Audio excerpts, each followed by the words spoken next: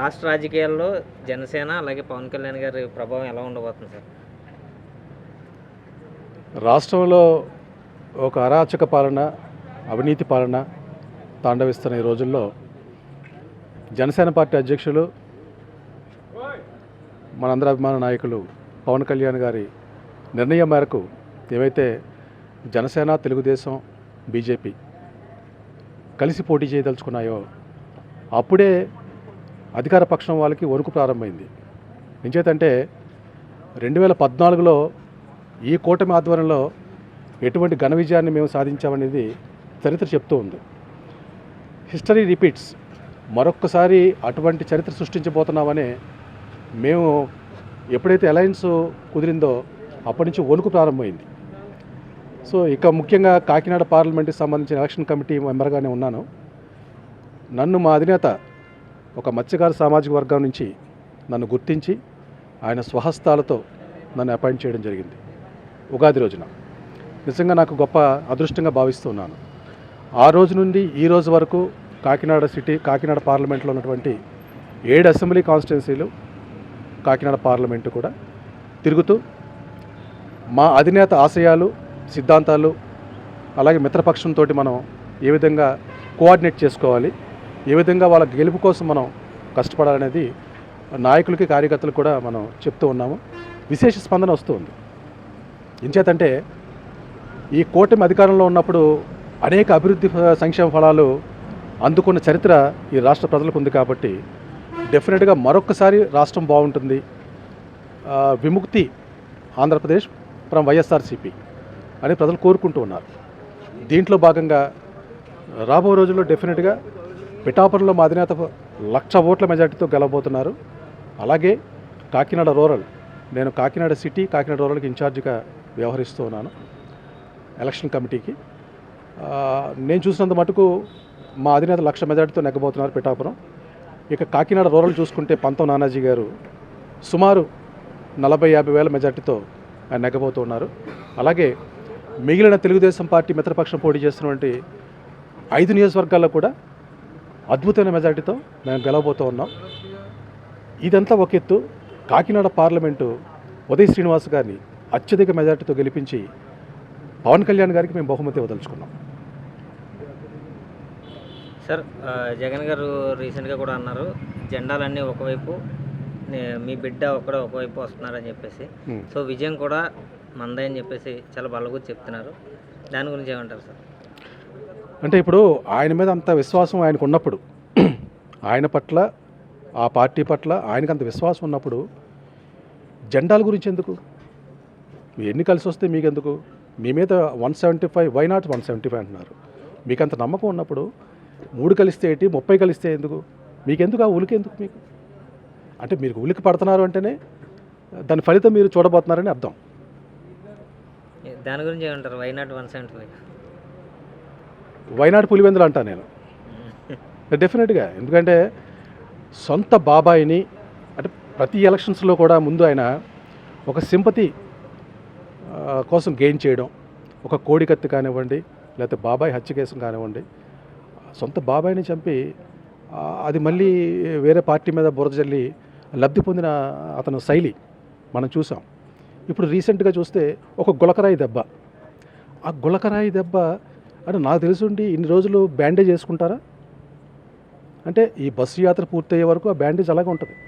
So ఇప్పుడు కూడా పిఠాపురం వచ్చారు, ఇప్పుడు కూడా ఉంది ఉంటుంది. మీకు డెఫినెట్గా చూడండి, బస్సు యాత్ర పూర్తయ్యే వరకు కూడా ఆ బ్యాండేజ్ ఉంటుంది. అది సింపతి కోసం. ఇటువంటి డ్రామాలు లాస్ట్ టైం నమ్మారు, కానీ ఇప్పుడు నమ్మే పరిస్థితి లేదు. ప్రజలు లాస్ట్ టైం నమ్మి మోసపోయి 5 సంవత్సరాలు చాలా దుర్భరమైన పరిస్థితుల్లో ఉన్నారు. వాళ్ళు మరొకసారి మోసపడడం సిద్ధంగా లేరు.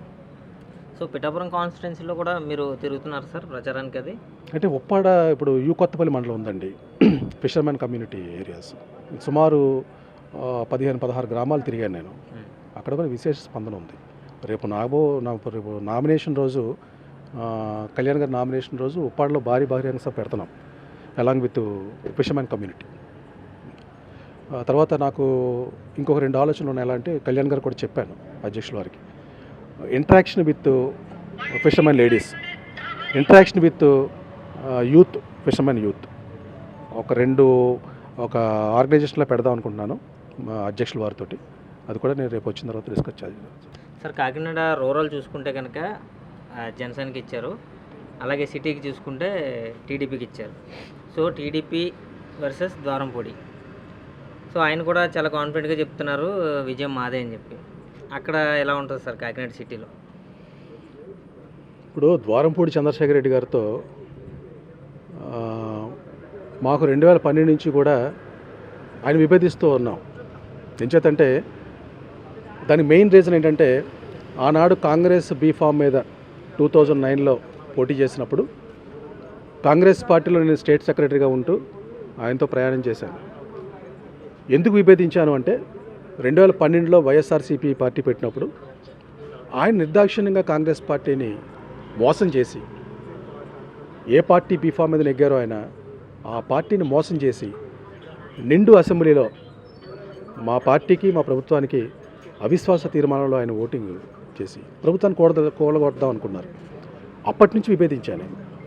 అప్పటి నుంచి విభేదిస్తూ అనేక కార్యక్రమాలు పార్టీ పరంగా, కాంగ్రెస్ పార్టీ పరంగా నేను కాకినాడ సిటీలో నిర్వహిస్తూ ఉంటే అనేక అడ్డంకులు, అనేక బెదిరింపులు నన్ను గురి చేశారు.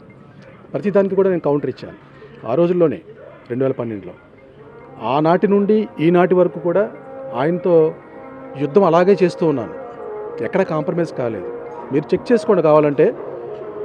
కాకినాడ సిటీ ఎమ్మెల్యే ద్వారంపూడి చంద్రశేఖర్ రెడ్డికి ఒక పంతం నానాజీ గారు కానీ, ఒక మల్లాడి రాజేంద్ర కానీ ఎటువంటి కనెక్టివిటీ లేకుండా, ఎటువంటి ఆయనతోటి లాలూచి లేకుండా ఈ రోజు వరకు యుద్ధం చేసే మనుషులు మేము. ఎందుకంటే మాకు ఆయనతో ఎటువంటి వ్యాపార లావాదేవీలు లేవు, స్నేహ సంబంధాలు లేవు. పాలసీ మీద మేము వ్యతిరేకిస్తాం. ఆనాడు కాంగ్రెస్ పార్టీలో ఉన్నప్పుడు వ్యతిరేకించాం ఆయన పక్కకు వెళ్ళిపోయినప్పుడు. ఆ రోజు నుంచి ఈ రోజు వరకు కూడా అదే యుద్ధం కొనసాగుతుంది. దాంట్లో భాగంగా మొన్న ఒక లాస్ట్ జూన్ 6వ తారీఖున మా గురువుగారు మల్లాడి కృష్ణారావు గారు పుట్టినరోజు సందర్భంగా నేను ఒక అభిమానిగా, ఒక ఫాలోవర్గా ఆయనకి 2005 నుంచి కూడా ఆయనతో ప్రయాణం చేస్తాను కాబట్టి సుమారు 20 years నుంచి ఆయన పుట్టినరోజుకి నేను ఫ్లెక్స్లు ఏర్పాటు చేయడం జరిగింది. అది కూడా పర్మిషన్ తీసుకుని పెట్టాను. మున్సిపాలిటీ వాళ్ళకి డబ్బులు కట్టి చలానా తీసుకుని పర్మిషన్ తీసుకుని నేను పెట్టడం జరిగింది. దాని నిర్దాక్ష్యంగా ద్వారంపూడి చంద్రశేఖర్ రెడ్డి గారు రాత్రి సుమారు 250 ఫ్లెక్స్లు తొలగించారు. ఇది ఒక మత్స్యకారుడికి జరిగిన అవమానంగా నేను భావించలే. ఎంటైర్ బీసీ సామాజిక వర్గానికి సంబంధించిన అవమానంగా భావించాను నేను. భావించి సరే ఎక్కడైతే కాకినాడ సిటీలో జరిగిందో అక్కడే నడిబొడ్డున ఒక బీసీ మీటింగ్ పెట్టాలనుకున్న ఆలోచన వచ్చినప్పుడు, సూరికల మందిరంలో ఒక బీసీ సదస్సు నిర్వహించాలని అనుకున్నప్పుడు దానికి కూడా అనేక అడ్డంకులు సృష్టించిన మాట కాకినాడ అందరికీ తెలుసు. అనేక అడ్డంకులు అంటే నేను బుక్ చేసుకుని అంత మీటింగ్ కాల్ఫర్ చేసుకున్నా కూడా అనేక రకాల డిపార్ట్మెంట్ పరంగా ఒక డిఎస్పీని, వాళ్ళ సామాజిక వర్గం డిఎస్పీ ఆయన పురమాయించిన ఆ మీదకి అనేక అడ్డంకులు రాత్రి పగళ్ళు కూడా నన్ను టార్గెట్ చేయడం జరిగింది.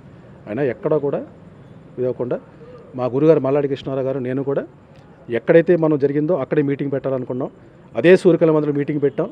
ఆ రోజు ఓపెన్ డయాస్ మీద నేను సూటిగా చెప్పాను, ఇది కాకినాడ సిటీ ఎమ్మెల్యే వాళ్ళ అనుచరులు ఈ విధంగా చేస్తున్నారు కాబట్టి ఇది మాకు జరిగిన అవమానం కాదు, ఎంటైర్ బీసీ జరిగిన అవమానం అని చెప్తూ, ఆయన హయాంలో అంటే ఆయన కాంగ్రెస్ పార్టీ సిటీ ప్రెసిడెంట్గా ఉన్నప్పుడు కానీ, ఆయన ఫస్ట్ టైం ఎమ్మెల్యే అయినప్పుడు కానీ బీసీ ఆఫీసర్ల మీద ఏ విధంగా దాడి చేశారో 4 ఉదాహరణలు చెప్పారు. ఒకటి బీరక చంద్రశేఖర్ గారు, పద్మశాలి సామాజిక వర్గం బీసీ, ఆయన మున్సిపల్ చైర్మన్గా ఉన్నప్పుడు ఆయన ఛాంబర్ మీదకి వెళ్ళి అటాక్ చేసి ఆయన కొట్టిన చరిత్ర ఆయనకుంది. అలాగే మున్సిపల్ కమిషనర్ మూర్తి గారు ఉంటే ఈజ్ వెరీ ఆనెస్ట్, ఆయన కూడా బెదిరించిన సందర్భం అంటే వీళ్ళ రైస్ మిల్కి పర్మిషన్ ఇవ్వలేదని చెప్పేసి ఆ ఛాంబర్ మీదకి వెళ్ళి ఆయన కొట్టిన దాఖలాలు ఉన్నాయి. ఇలాగ 4 ఉదంతాలు చెప్పాను నేను. ఆ కవికొండల సరోజ అప్పుడు మేయర్గా ఉన్నప్పుడు ఆవిడని ఇబ్బంది పెట్టారు కాంగ్రెస్ పార్టీ. అంటే బీసీలకి ఎగనెస్ట్గా ఆయన చేస్తున్న అంతా కూడా నేను ఆ రోజు వివరించడం జరిగింది. ఆ యుద్ధం ఇంకా కొనసాగుతూనే ఉంది. ఆయన్ని గద్దె దింపే వరకు ఆ యుద్ధం చేస్తూనే ఉంటారు. సార్ రీసెంట్గా మత్స్యకార కమ్యూనిటీ మీద కూడా ఆయన ఏదో కామెంట్స్ చేశారని చెప్పేసి చాలా రభస చేశారు. ఏంటంటే ఇప్పుడు ద్వారంపూడి చంద్రశేఖర్ రెడ్డి గారికి, కొండబాబు గారికి ఏదైనా రాజకీయ పరంగా విభేదాలు ఉంటే వాళ్ళు రాజకీయంగా మాట్లాడుకోవడం తప్పులేదు. ఈయన ఆయన తిట్టుకుంటారు, ఆయన ఈయన తిట్టుకుంటారు. ఇందులో సామాజిక వర్గాల్ని తీసుకురాకూడదు. అది ఏ సామాజిక వర్గం అయినప్పుడు కూడా. మా గురుగారు చెప్తూ ఉంటారు, సొంత సామాజిక వర్గాన్ని ప్రేమించు, ఇష్టపడు, మన కులంలో పుట్టాం కాబట్టి. ఇతర సామాజిక వర్గాలను కూడా నువ్వు ద్వేషించుకు, వాళ్ళు కూడా ప్రేమించాలి అన్న పాలసీలో మేము ఉంటాం. అటువంటిది ఈయన 2 సార్లు ఎమ్మెల్యేగా చేస్తున్న మనిషి హయ్యెస్ట్ అంటే మత్స్యకార ఓట్లతో 2 సార్లు కూడా నెగ్గిన ఎమ్మెల్యే అయ్యి ఉండి మత్స్యకార సామాజిక వర్గాన్ని విమర్శించడం అనేది మేము డైజెస్ట్ చేసుకోలేకపోయాం. దానికి అనేక మార్గాల్లో అనేక సాధనాల్లో మేము ప్రచారం చేశాము.